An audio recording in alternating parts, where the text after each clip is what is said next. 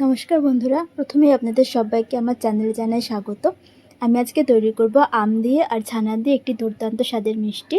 এই মিষ্টিটি কিন্তু খেতে খুবই সুন্দর হয়। তো চলুন শুরু করা যাক। দেখে নিই আমি কী কী দিয়ে মিষ্টিটা তৈরি করেছিলাম। প্রথমে নিয়ে নিয়েছিলাম 500 ml দুধ।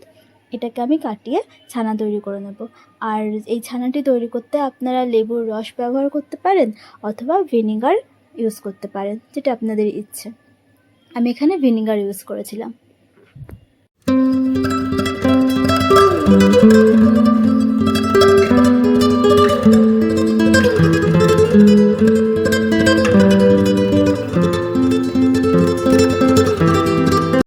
আমি এখানে ওভেনে দুধটা গরম হতে বসিয়ে দিয়েছি। আর দেখুন, হাফ কাপ পরিমাণ ভিনিগার আর হাফ কাপ পরিমাণ জল মিশিয়ে নিয়েছি ছানা কাটানোর জন্য। ছানা কাটানো খুবই সহজ ব্যাপার। আপনারা সবাই বাড়িতে কখনো না কখনো ছানা কাটিয়ে খেয়েছেন। আমিও এখানে সেভাবেই ছানাটা কাটাবো। দুধটা যখন মোটামুটি ফুটতে শুরু করবে তখনই হাফ কাপ মতন ভিনিগার মেশানো জলটা এখানে দিয়ে দেবেন। আমিও এখানে দিয়ে দিয়েছি, কিন্তু ক্যামেরাটা বন্ধ হয়ে গেছিলো, তো সেই কারণে সেটা দেখাতে পারলাম না। আর বাকিটা যখন এটা একটু ছানাটা কাটতে শুরু হয়ে যাবে, দেখুন আমি এখানে মিশিয়ে দিলাম। এইভাবেই ছানাটা তৈরি করে দেবেন। আর গ্যাসটা এখন বন্ধ করে দেবেন, আর প্রয়োজন হবে না হিটের। তো দেখুন, এরপর আমি এটাকে ভালোভাবে ছেঁকে ঠান্ডা জল দিয়ে একবার ধুয়ে নেব। এরপর দেখুন, আমি ছানাটা একটা থালার মধ্যে নিয়ে নিয়েছি আর 2 চামচ পরিমাণ পাকা আমের জেলি নিয়ে নেব আর 2টো এলাচের গুঁড়ো। এলাচের গুঁড়োটা আপনারা চাইলে নাও দিতে পারেন, কারণ আমের গন্ধটাই মিষ্টিটার মধ্যে বেশি ভালো লাগে। আমি এখানে অল্প করে দিয়েছিলাম।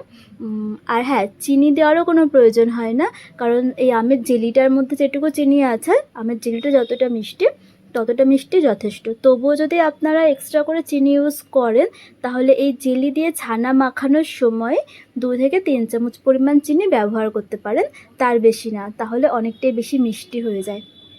তো চলুন, এই ছানাটাকে আমি এবার এভাবে ভালোভাবে হাত দিয়ে সুন্দর করে মেখে নেব। মিক্সারে দেওয়ার কোনো দরকার হয় না, হাত দিয়ে ভালো করে ঠেসে ঠেসে মেখে নিলে মিষ্টিটা খুব সুন্দরভাবে তৈরি হয়ে যায়। আর যদি এক্সট্রা করে চিনি ইউজ করেন, তাহলে পরে অবশ্যই চিনির গুঁড়ো ব্যবহার করবেন।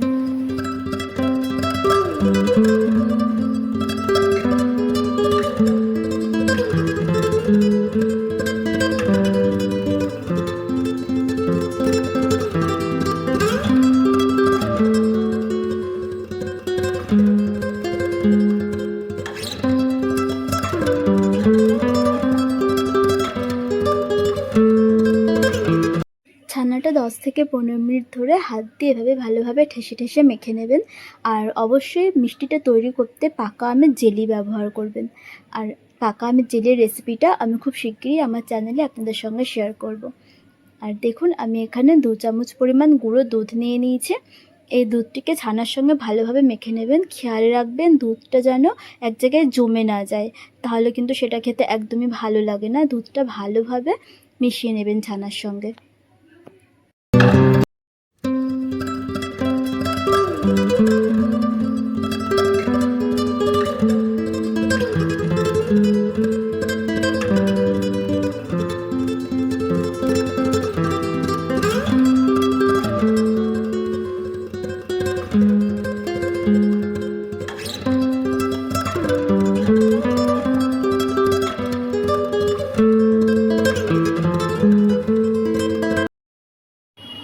একটা থালার মধ্যে 1 চামচ পরিমাণ রিফাইন তেল দিয়ে একটা কাগজ গোল করে কেটে এভাবে লাগিয়ে নেব, ঠিক যেমনভাবে কেক তৈরি করার সময় লাগানো হয় তেমন।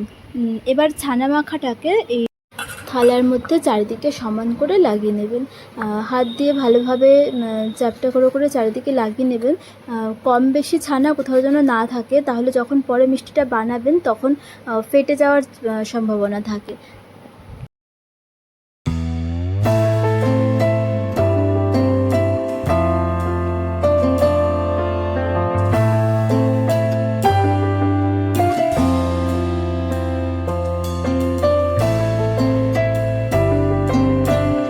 এখানে দেখুন, আমি একটা বাটিতে করে জল গরম হতে বসিয়ে দিয়েছিলাম। জলটা যখন ফুটে উঠবে তখন ছানার বাটিটা এর মধ্যে বসিয়ে দেবেন। আর খেয়াল রাখবেন বাটিটা যেন ঠিকঠাক করে এর মধ্যে সেট হয়, কোনো দিক থেকে যেন বাষ্প বাইরে বেরোনোর সুযোগ না থাকে। আর দেখুন মিষ্টিটা হয়ে গেছে। এটা 30 মিনিট ভাপিয়ে নিলেই তৈরি হয়ে যাবে। এবার এটাকে আপনারা 2 ঘন্টা রেখে ঠান্ডা করতে পারেন অথবা ফ্রিজে রেখেও ঠান্ডা করে নিতে পারেন। যদি মিষ্টিটা ফ্রিজে রেখে ঠান্ডা করেন তাহলে পরে এটা বাইরে ঠান্ডা হওয়ার পর ফ্রিজে ঢোকাবেন।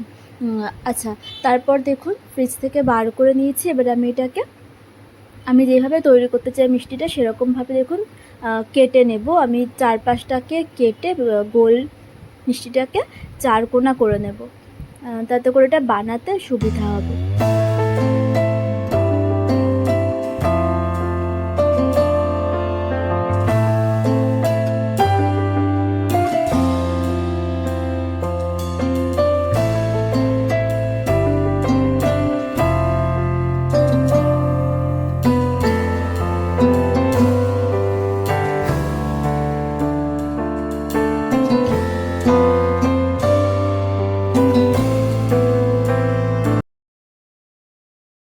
এবার ভাপা ছানাটিকে আমি মোট 6 টুকরো করে নেব।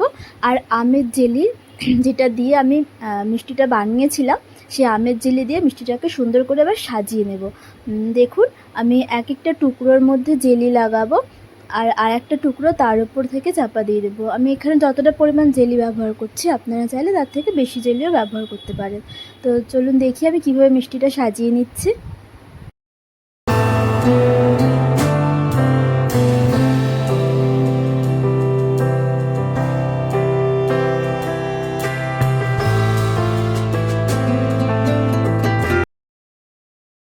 ছানা ভাপাটাকে যদি আপনারা ফ্রিজে রেখে ঠান্ডা করেন তাহলে এটা ফ্রিজ থেকে বার করে 30 মিনিট মতন বাইরে রেখে তারপর কাটবেন। আমি দেখুন ফ্রিজ থেকে সঙ্গে সঙ্গে বার করে কেটে নিয়েছিলাম, যার জন্য আমার ছানাটা এখানে একটু ফেটে গেছে।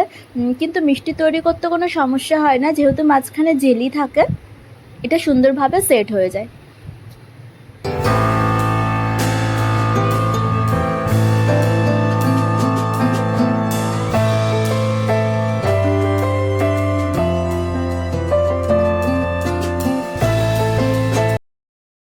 এবারে দেখুন ছানা ভাপাটা 4 কোনা করে কাটার সময় আমি যে অংশগুলো বাদ দিয়েছিলাম তার মধ্যেও জেলি লাগিয়ে আমি সুন্দর করে সাজিয়ে নেব। এখানে যে 4টে অংশ বাদ দিয়েছিলাম সেটাকে দেখুন সাজিয়ে আমি 2টো মিষ্টি তৈরি করে নিয়েছি।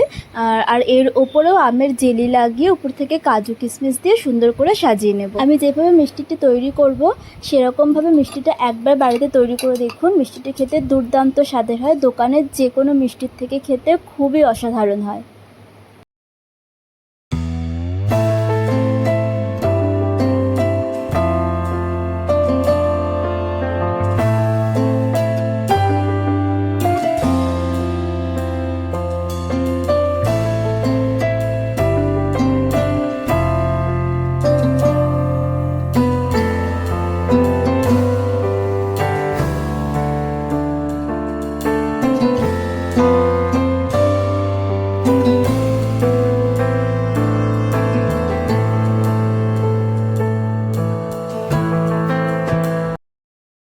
ব্যাস, তাহলে আর কি মিষ্টি তো তৈরি হয়ে গেছে। এবার এটা যাতে আরও বেশি সুন্দর লাগে দেখতে তার জন্য এর উপরে পাকা আমের জেলি দিয়ে একটা করে হার্ট শেপ তৈরি করে দিন আর তার উপরে একটা করে কাজু কিশমিশ দিয়ে দিন। আর আমার করা ভিডিওগুলো যদি আপনাদের ভালো লাগে তাহলে আমার চ্যানেলটি অবশ্যই সাবস্ক্রাইব করবেন আর লাইক কমেন্ট শেয়ার করবেন। ধন্যবাদ।